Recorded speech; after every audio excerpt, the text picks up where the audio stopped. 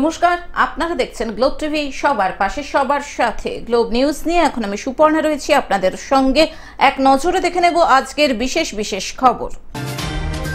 Regent পার্কে ডাকাতির ঘটনায় গ্রেফতার গৃহকর্ত্রী। ঘোজাডাঙ্গা সীমান্ত বাণিজ্য বন্ধ করে প্রতিবাদ বিক্ষোভ। পরীক্ষার্থীদের শুভ কামনায় হোমযজ্ঞ। উদ্ধার করা হলো কাপড় ব্যবসায়ীকে। শহর জঞ্জাল মুক্ত রাখতে প্রচারে সুমালা আগরওয়ালা। ঘাটাল মাস্টার প্ল্যান রূপায়ণে বাধা।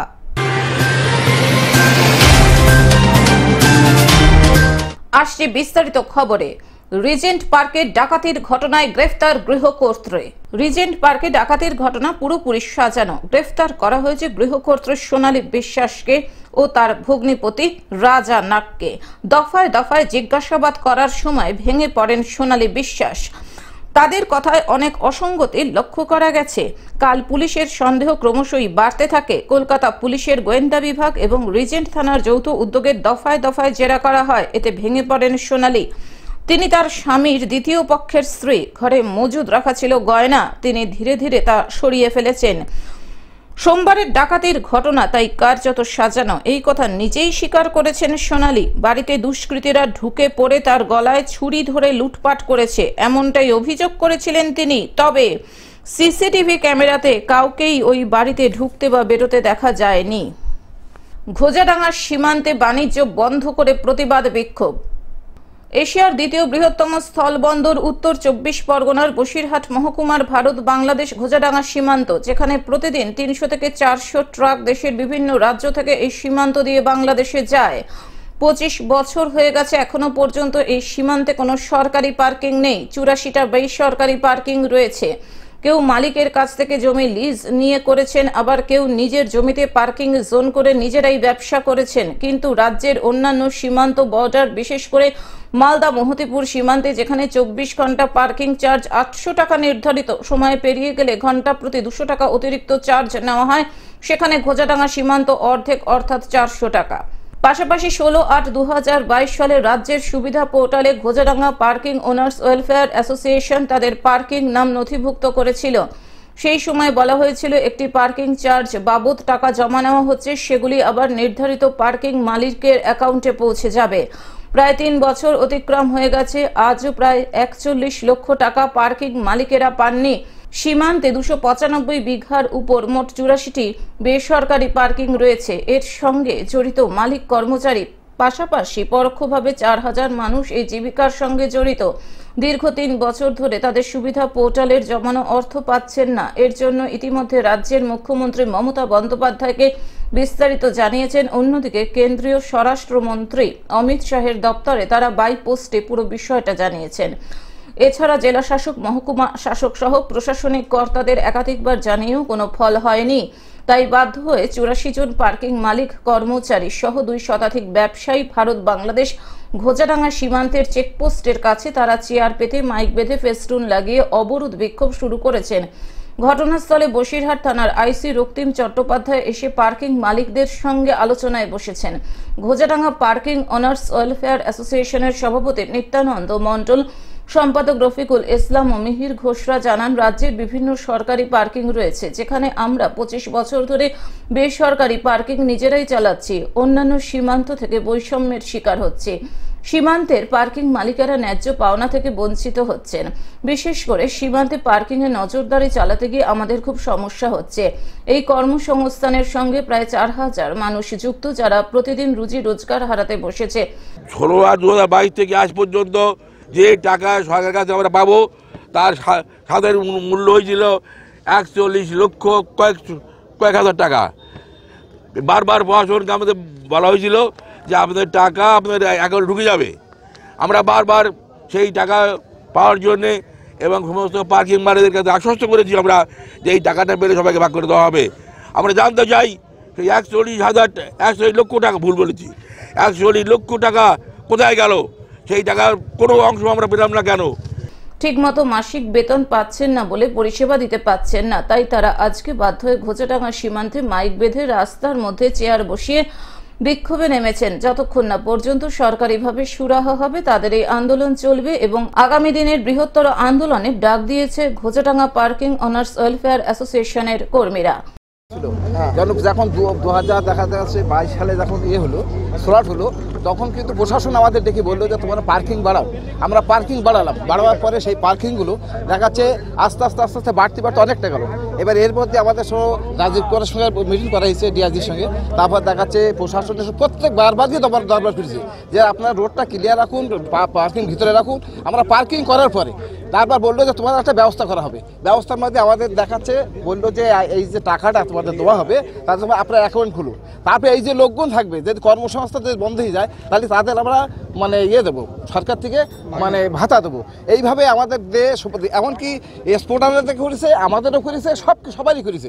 করার পরে এই প্রশাসনের অনীহা এত আমাদের প্রতি দুর্ব্যবহার হয়েছে, যার জন্য আমরা সহায়তা করতে পেরেছি, সহায়তা করেছি। করার পরে আমাদের প্রতি একবারও আমাদের দিক তাকায়নি। বসিরহাট থেকে শ্যাম বিশ্বাসের রিপোর্ট, গ্লোব নিউজ। পরীক্ষার্থীদের শুভকামনায় হোমযজ্ঞ। প্রত্যেক বছরের ন্যায় এই বছরও মায়ের প্রতিষ্ঠা দিবস উপলক্ষে বাৎসরিক পুজো ও হোমযজ্ঞের আয়োজন করেছিল 2 নম্বর পোদ্দার নগর মাতৃ মন্দির।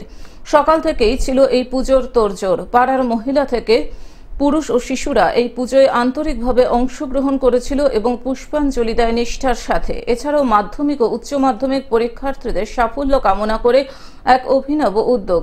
সেই সব ছেলে মেয়েদের জন্য যারা জীবনের প্রথম একটা কঠিন সংগ্রামে সামনে তারা মুখোমুখি পড়েছে পরীক্ষায়, তাদের যাতে ভালো হয়, তাদের যাতে তাদের মঙ্গল হয়, তারা যাতে তাদের পরবর্তী জীবনে ভালো থাকতে পারে, তার জন্য একদমই অজানা বাচ্চারা যাদেরকে কেউ তারা চেনেন না হয়তো, তাদেরকেও দেখুন কত মহিলারা এখানকার তারা সবাই মিলে বসে যে মায়ের সামনে তাদের মঙ্গল কামনায় আরতি করছেন এবং মঙ্গল কামনায় হোমযজ্ঞ করছেন। এটা তো অভিনব একটা ব্যাপার, যা হোমযজ্ঞের মাধ্যমে করা হলো। এদিন এই পুজোতে উপস্থিত ছিলেন 93 নম্বর ওয়ার্ডের পৌরমাতা মৌসুমী দাস সহ এলাকার বিশিষ্ট জনেরা। মমতাময়ীর বার্তাকে এগিয়ে নিয়ে মানুষের পাশে থাকো, মানুষের কাছে থাকো, এই বার্তা নিয়েই এগিয়ে চলেছি। যেখানে কিনা যে আজকের দিনে যেসব ভাই বোনেরা বা যারা মাধ্যমিক পরীক্ষার্থী বা উচ্চ মাধ্যমিক পরীক্ষার্থী রয়েছেন তাদের জন্য আমরা হোমযজ্ঞের একটা ব্যবস্থা করেছি, যাতে একটা অভিনব উদ্যোগ বাংলার মধ্যে ছড়িয়ে যাক। বিধাননগর থেকে অনির্বাণ দত্তের রিপোর্ট, গ্লোব নিউজ। উদ্ধার করা হলো কাপড় ব্যবসায়ীকে। হাওড়া নিশ্চিন্দা থেকে উদ্ধার করা হলো রাজস্থানের অপহৃত কাপড় ব্যবসায়ী শচীন বৈষ্ণবকে। এই ঘটনায় 3 জন অপহরণকারীকে গ্রেপ্তার করেছে পুলিশ। ব্যবসায়িক কারণে কলকাতায় এসেছিলেন ওই কাপড় ব্যবসায়ী শচীন। তাকে ডানকুনির একটি হোটেলে আটকে রেখে 10 লক্ষ টাকা মুক্তিপণ চায় অপহরণকারীরা।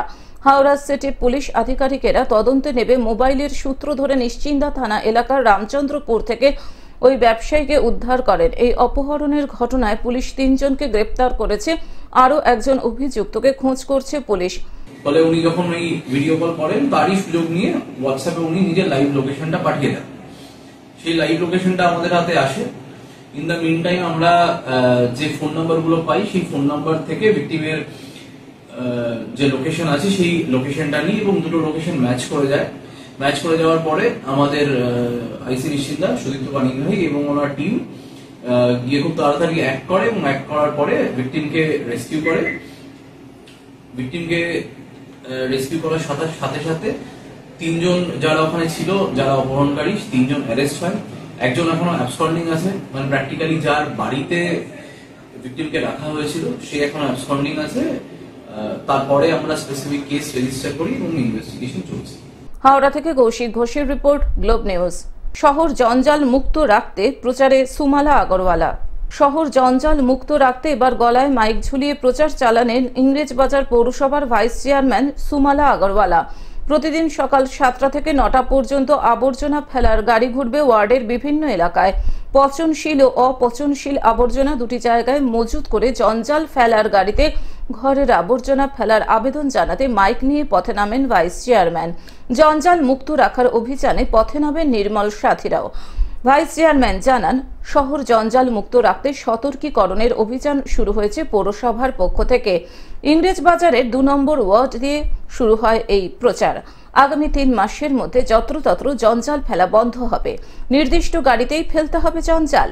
প্রতিটি ওয়ার্ডে 2 ঘন্টা করে ঘুরবে এই জঞ্জাল ফেলার গাড়ি। ম্যানেজমেন্টের প্রথম কারণই হলো পৃথকীকরণ। জঞ্জাল আমাদের বাড়ির যে আবর্জনা সেটাকে আলাদা করা। আমাদের নির্মল সাথীর মেয়েরা করছিল, কিন্তু আমার কোথাও মনে হয়েছিল যে এই কাজটা আরো ভালো হবে, নিজেরা নামলে ভালো হবে। এবং গত সোমবার থেকে আমি নিচে নেমেছি। একটা নির্দিষ্ট রুট ধরে আমার ওয়ার্ড থেকে শুরু হয়েছে এবং ভীষণ ভালো সাড়া, আপনি নিজেও দেখলেন। এই সাড়াতে আমরা 2 ঘন্টা প্রতিদিন সময় দিচ্ছি এবং আগামী 1 মাস এই 2 ঘন্টা দিয়ে সময় দিয়ে গোটা ওয়ার্ডকে আমরা জঞ্জাল শুধু গাড়িতে, নির্দিষ্ট গাড়িতে ফেলার অভ্যাস না, বাড়ি থেকে আলাদা আলাদা করে জঞ্জালকে, আমাদের যে আবর্জনা সেটা পৃথকীকরণ করে আমরা সংগ্রহ করব। মালদা থেকে অভিষেক দাসের report, globe news. Ghatal master plan রূপায়ণে বাধা। রাজ্যের নজর এখন ঘাটাল মাস্টার প্ল্যান রূপায়ণে। ঘাটাল মাস্টার প্ল্যান রূপায়ণে বাধা হয়ে দাঁড়িয়েছে জমি জট। ঘাটাল মাস্টার প্ল্যানে দাসপুরের চন্দ্রেশ্বর খাল নতুনভাবে খনন করে দাসপুর এলাকাকে বন্যা কবলিত করার একটা পরিকল্পনা চলছে, শুধুমাত্র ঘাটালকে বাঁচানোর জন্য এবং দাসপুরকে ডোবানোর চক্রান্ত, এমনই অভিযোগ তোলা হয়। আগামী 25 ফেব্রুয়ারি দাসপুরে মহামিছিলের ডাক দিয়ে একাধিক জায়গায় পোস্টারিং করল চন্দ্রেশ্বর নদী খনন প্রতিবাদ কমিটি। ঘাটাল মাস্টার প্ল্যানের জন্য রাজ্য বাজেটে ঘোষণা করা হয়েছে 500 কোটি টাকা। টাকা বরাদ্দ হতে প্রশাসনিক মহলে জোর তৎপরতা ছিল। দফায় দফায় প্রশাসনিক আধিকারিক এবং সাংসদ মন্ত্রীদের নিয়ে বৈঠক হলো ঘাটালে। তবে কি আবারও জমিজটে আটকে ঘাটাল মাস্টার প্ল্যান? চন্দ্রেশ্বর যেটা খাল ছিল বা আছে, এই চন্দ্রেশ্বর খালটা আমাদের দাসপুর 1 নম্বর 2 নম্বর ব্লকের জল নিকাশি হিসাবে ব্যবহার হয় এবং সেই খালটাকে যদি নদী করে দেওয়া হয় তাহলে বর্ষার জলটা বেরোতে পারবে না এবং চাষে শুধু ক্ষতি হবে না, যাতায়াত থেকে আরম্ভ করে অনেক কিছুতেই ক্ষতি হবে। সেই কারণে আমাদের এই পুরানো নিকাশিটাকে আমরা নদী করতে দিচ্ছি না। আর ঘাটাল মাস্টার প্ল্যানে যে সব কপি আছে আমাদের কাছেও 2011 সালের জুলাই মাস পর্যন্ত, তাতে এই খননটা নেই, নূতন খননটা নেই, যার জন্য এই নূতন খননটাই আমাদের আপত্তি। পশ্চিম মেদিনীপুর থেকে কল্যাণ মণ্ডলের রিপোর্ট, গ্লোব নিউজ। টেলিভিশন ছাড়াও গ্লোব টিভি এখন সমস্ত সমাজ মাধ্যমে উপলব্ধ। বিস্তারিত জানতে ফোন করুন আমাদের টোল ফ্রি নম্বর 1800891974 এছাড়াও লগ ইন করতে পারেন আমাদের ওয়েবসাইট www.globetv.in। আজকের মতন গ্লোব নিউজ এখন এই পর্যন্তই। দেখতে থাকুন গ্লোব টিভি, সবার পাশে সবার সাথে। নমস্কার।